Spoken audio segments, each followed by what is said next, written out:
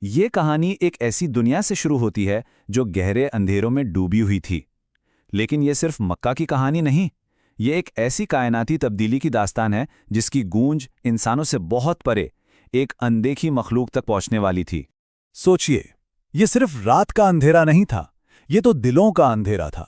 ایک ایسی دنیا جہاں امید تقریباً ختم ہو چکی تھی اور انسان اپنے ہی بنائے ہوئے بتوں کے سامنے سر جھکا رہا تھا۔ اچھا، اس عظیم واقعے کو سمجھنے کے لیے سب سے پہلے ہمیں اس دور کے مکہ کو دیکھنا ہوگا جہاں سے یہ سب شروع ہوا۔ آخر وہ دنیا تھی کیسی جس میں ایک نئی روشنی اترنے والی تھی؟ یہ خانہ کعبہ جسے توحید کے لیے بنایا گیا تھا، مگر اس دور میں کیا تھا؟ 360 بتوں سے بھرا ہوا۔ لوگ سجدے تو کر رہے تھے، مگر کس کو؟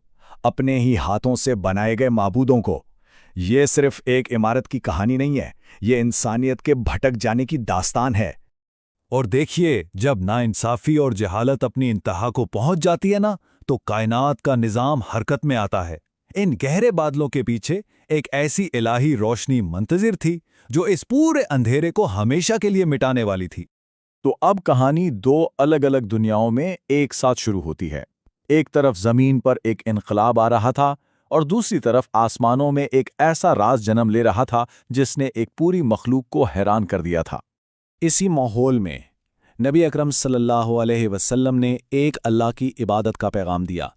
یہ پیغام قریش کے سرداروں کے لیے ناقابل برداشت تھا۔ کیوں؟ کیونکہ یہ ان کے اختیار، ان کی تجارت اور ان کے تکبر پر سیدھا حملہ تھا۔ صرف یہ چند الفاظ، لا الہ الا اللہ، یہ کوئی معمولی جملہ نہیں تھا، یہ ایک اعلان تھا کہ انسانوں پر انسانوں کی حاکمیت ختم، ساری طاقت، عزت اور عبادت صرف اور صرف ایک اللہ کے لیے ہے۔ اسی ایک جملے نے پورے نظام کو ہلا کر رکھ دیا تھا۔ لیکن ٹھہریے، جب یہ سب زمین پر ہو رہا تھا، ایک اور دنیا میں ایک اور مخلوق، جنات، جو آگ سے بنی ایک ذہین اندیکھی مخلوق ہے، اس نے محسوس کیا کہ کچھ بہت بڑا، بہت عجیب ہو گیا ہے۔ اب کہانی ان کی نظر سے آگے بڑھتی ہے۔ بس یہی وہ سوال تھا جس نے جنات کی دنیا میں ہلچل مچا دی تھی۔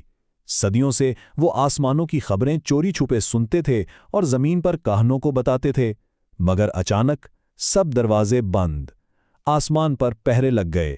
ان کے لیے یہ ایک ناقابل فہم معمہ تھا۔ آسمان بند، راستوں پر آگ کے پہرے۔ جنات فوراً سمجھ گئے کہ زمین پر کوئی ایسا عظیم واقعہ رونما ہوا ہے جس نے کائنات کے قوانین ہی بدل دیے ہیں۔ اب خاموش بیٹھنا ممکن نہیں تھا، انہیں جواب چاہیے تھا، اور وہ ہر قیمت پر اسے ڈھونڈنے نکل پڑے۔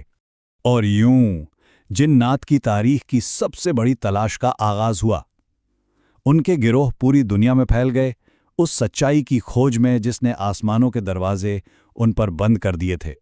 مشرق سے مغرب، شمال سے جنوب، جنات کی ٹولیاں زمین کا کونا کونا چھاننے لگیں۔ وہ شہروں سے گزرتے، بازاروں میں پھرتے، انسانوں کے بیچ چلتے، مگر کوئی انہیں دیکھ نہیں سکتا تھا۔ وہ بس ایک جواب کی تلاش میں سرگرداں تھے۔ تو پہلی رات آسمان بند ملے۔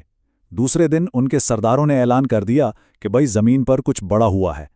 تیسرے دن پوری دنیا میں ان کے لشکر پھیل گئے، اور پھر ایک تقدیر ساز رات کو ان کا ایک گروہ مکہ کے قریب سے گزرا۔ اور اب کہانی اپنے عروج پر پہنچتی ہے۔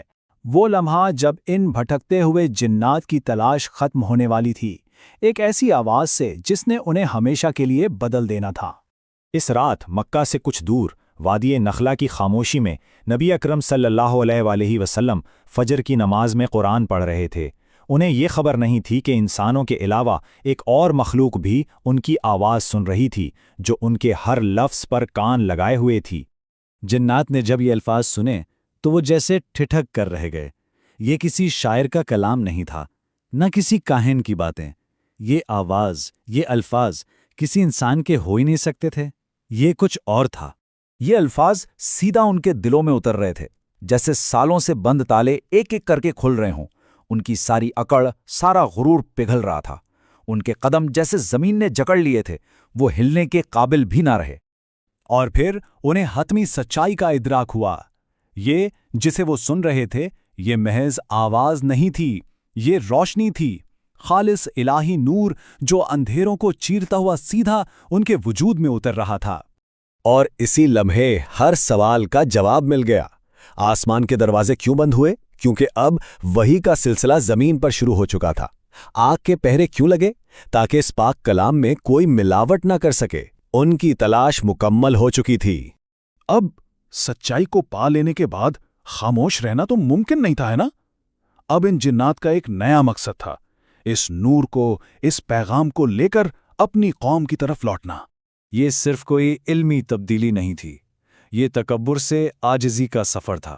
وہ جنات جو اپنی طاقت کے گھمنڈ میں آسمانوں پر کمندے ڈالتے تھے، آج وہ اللہ کے کلام کے سامنے سر جھکائے بیٹھے تھے۔ سچی معرفت چاہے انسان کو ملے یا جن کو، اسے جھکا ہی دیتی ہے۔